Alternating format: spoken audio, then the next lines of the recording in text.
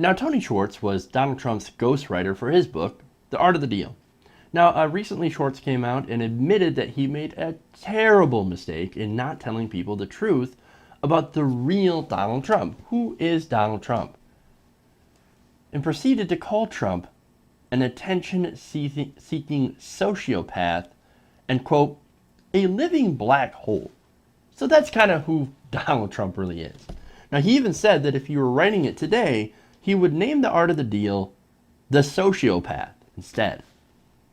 So, wow. Now that this is out, Trump is furious and has now reportedly demanded that Schwartz return all the royalties from that book since 1987. Now, that's amazing. Now, Schwartz is going to talk to Rachel Maddow about this, and I want to show you that. This is from last night. I understand that in response to this interview you've done with The New Yorker, you have now received a cease-and-desist letter from the Trump Organization's chief legal officer, demanding, among other things, that you return all of the royalty payments that you received from the book, retroactively going back to when you wrote it many years ago. Is that true, and are you worried? It is true. I think Jane Mayer is maybe just putting up a story about that on the New Yorker website. But yes, it is true. I got almost immediately that cease and desist letter delivered to me, by FedEx. And, it's nuts and completely indicative of who he is.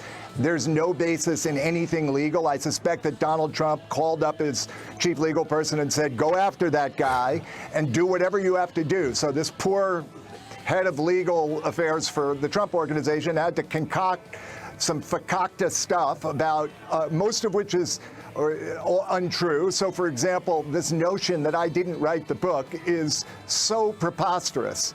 I am not certain that Donald Trump read every word, but I'm sure certain that I wrote every word. And he made a few red marks in the manuscript and sent it back to me, and the rest was history. The idea that he would dispute that is part of why I felt I had to come forward. The notion that if he could lie about that, Rachel, he could lie about anything. He's right. It's kind of what Donald Trump does. Lies all the time. Not only that, but he's pretty vindictive of people who are critical of him. Now, I don't know how many news organizations he's actually banned from covering his events. Basically for not covering him in the way that he wanted to be covered. Basically, i.e. positively.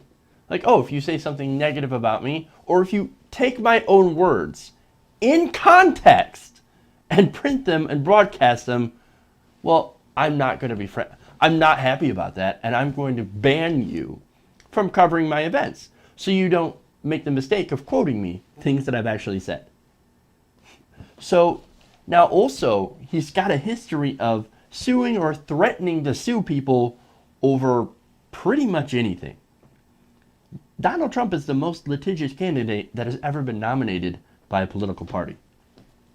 In fact, according to a report last month, Trump and his businesses have been involved in at least 3,500 legal actions in state and federal courts over the last 30 years. The report from USA Today found that in about 1,900 of those lawsuits, Trump and his companies were the plaintiff, and in about 1,415 cases, they were the defendant. The rest are bankruptcy and other cases. So you've got 1,900 cases where Donald Trump is the plaintiff, or Donald Trump or his businesses. Now, obviously, it's not just him all the time, maybe a couple of those, but I think most of those are on behalf of his businesses, to be fair. But still, it seems like this is a pretty high fucking number. Kind of seems like he's willing and able to sue anyone for anyone. Now I gotta ask, is that presidential? I don't think so. Now Trump is even threatening to sue a former staffer by the name of Sam Nunberg, who was fired late last summer from the campaign after posting racially charged Facebook posts.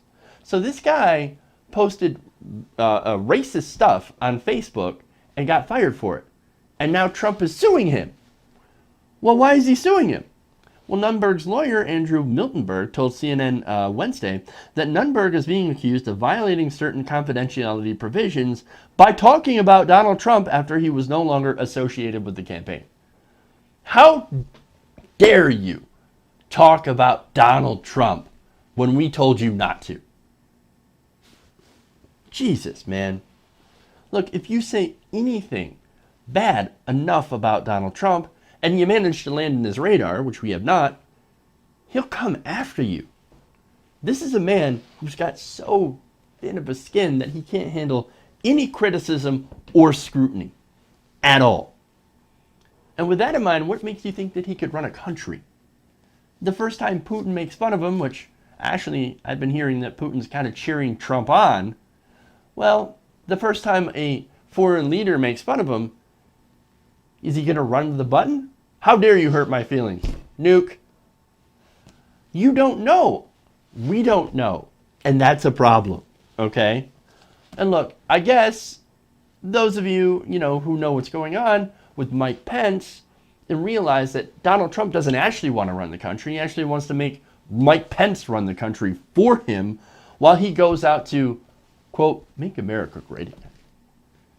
So I guess you don't really have to be concerned of whether or not he'll actually do the job, because he's already said, I don't even want to do the job. I just want to be the president. I want to have the fame. I want to have the title. And Mike Pence, you can do my dirty work. You can do all the work, actually, while I go do something else. While I go play golf on Mar-a-Lago. It's insane. But this guy, the worst thing about this whole thing is that this guy stands a pretty good chance of beating Hillary Clinton in a general election. Just think about that for a minute. Let it stew. This guy, Donald Trump, could be the next president of the United States. Now, all of you liberals are, some of you liberals are sitting here thinking, oh, come on, that'll never happen. Oh, come on, look at Donald Trump. He's a disaster. Well, of course he's a disaster. That doesn't mean that he doesn't have a good chance of winning. He's got an excellent chance of winning. And that should scare the crap out of everyone.